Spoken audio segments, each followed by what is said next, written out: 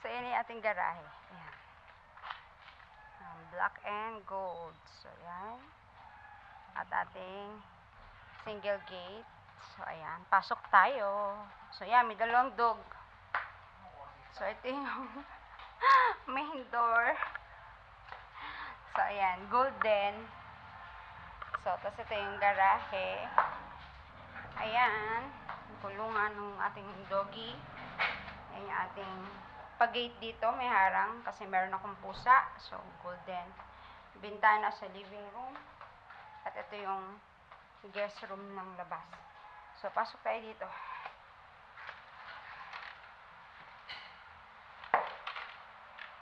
So, ito yung ating pa-living area. Ayan, no? So, meron tayong pa-TV dyan. Tapos, yan, DIY na yan. Kami na gumawa niyang background ng TV na yan. So, speaker. So, ayan yung ating sofa. Table. Window. So, meron tayong pa-mirror. Dito, full body mirror. So, ayan. Tapos, dito sa ilalim ng hagdan, meron tayong storage. So, and then, yung guest room, kanina sa labas, sa bintana. Ayan, ito yung pintuan niya. So, lahat ng pintuan ay gold. So, ito yung guest room. So, ayan. Yan yung bintana sa gilid. So, ayan. So, pero ang nagkakwarto dito, wala namang guest, si Vince, yung panganay ko. Patay lang natin ilaw. So, ayan, ating sopa. Yan yung sopa. Na-in-order ko pa yan sa Pangasinan. So, meron tayong chandelier. Keme-keme. So, ayan, may chandelier. Tapos, dito naman, meron tayong mini bar. Ayan. So, meron tayong high chair dito sa ating mini bar. Tapos, may chandelier din. And then, meron tayong dito, ayan, yung aking bagong dating na, na light na bar. Kasi, ayan, diba? So, meron tayong mga alak dyan. Tapos, ito yung ating rep. Dito ko na nilagay yung rep sa may mini bar. So, para hindi siya hassle. So, ayan, may santo ninyo tayo. And, yan, small pantry. Ganyan. Then, dito, merong ito yung extension kasi nung lot nung lupa ni Borland. So, N-unit kami. So, meron kaming extension sa gilid. So, yan. Pina-renovate namin yan. Ginawang garahe and ginawang kitchen area. Kitchen area. Ayan, may pa-kitchen area tayo. Stove. Sink. Wala pa hugasan. So, ayan. So, may mga kulang pa. So, maglalagay ako ng cabinet dyan. But, yun nga, kulang sa budget. So, gusto natin yung ilaw. So, may electric fan, may pa-chandelier din dyan, na dapat dito yung medyo sa middle eh, sa gitna ng ating dining table. Kaya lang, hindi ko alam kung mauusok pa o hindi, but anyway, it's okay, nandiyan lang din siya, malapit lang naman siya sa dining table. So, ito yung dining table. So, pareho siya ng aking, sopa, no, doon sa living area. Same sila ng color. So, ayan. So, yan yung sinasabi kong garahe. So, pag-gold ulit. So, ayan. No? Yan yung ating dining table. So, maganda siya kasi may view while kumakain. So, meron ditong lagyan ako ng bintana para while kumakain, ayan, nakikita yung labas. So, may pa-view siya. So, sarado natin kasi meron akong pusa. No? 4 yung aking pusa lumalabas. So, then, ayan na ang ating first floor o ground area. So, ayan. So, ayan yung ating ground area. No? May CR pala dito. Sa baba. Ayan yung ating CR. So, may pa-CR tayo dyan. Pa-ilaw, pa-mirror. Ayan, wala pang gripo. So, sabi ko nga, 80% no, naayos na yung bahay. So, meron pang 20% na kailangan ayusin. Pero madali na yan, at least kahit paano. Bago matapos yung 2026.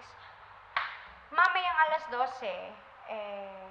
ayan, nakapag-stay tayo dito. So, dito natin sasalubungin ang ating New Year ng 2026. So, dito na tayo sa second floor. So, ayan, may pa-cabinet here, may Belen, Mami Mary,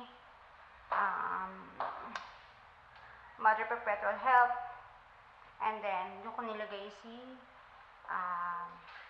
Papa Jesus, no? Diyan ko siya nilagay. Para pag akyat, nakikita agad. Hindi ako naglagay doon na mostly naglalagay sila at the back. Ako hindi.